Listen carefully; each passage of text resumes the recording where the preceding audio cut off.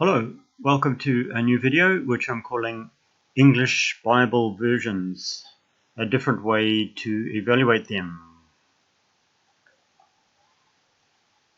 We often see English Bible versions evaluated on a scale going from literal to free. But my proposal is that we put them on a par as translations all done in more or less the same way. The differences then appear because of the different dialects of English chosen to translate into. A big advantage of this approach is that it helps us to properly understand them. We need to master the particular dialect of English that they use.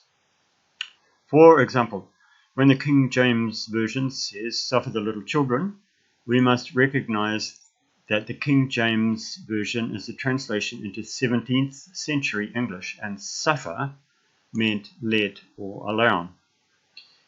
And when the NIV talks about the grace of God, we need to know that in NIV English, grace means kindness or favor.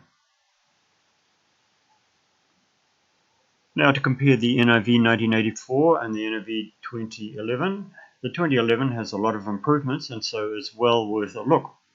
But in terms of my particular focus here, I note that it often steps back into more biblical English and away from normal everyday English. Here's an example.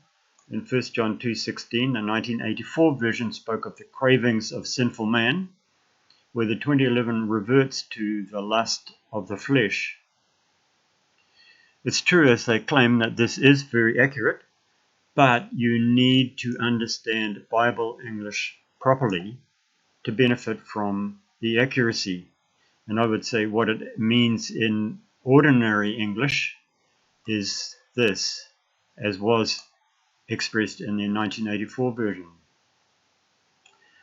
A similar thing happened with the NLT. It first appeared in 1996, and the dialect it used was much closer to normal English than the NIV.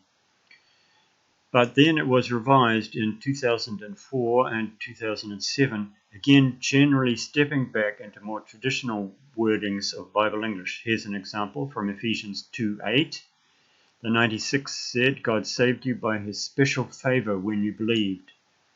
Whereas the 07 said, "God saved you by his grace when you believed."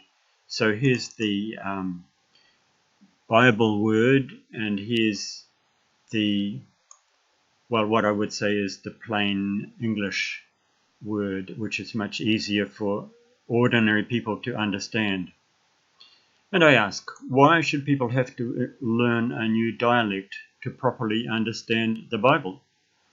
That's why my first recommendation for an English Bible is NLT 1996. If you go to a church where you hear other versions, you will need to learn Bible English. But to help you, you can check what they mean in ordinary English by referring to NLT 1996, and usually, nearly always, it'll help you. Some people were brought up in church and have grown used to Bible English, and in many cases have become emotionally attached to it.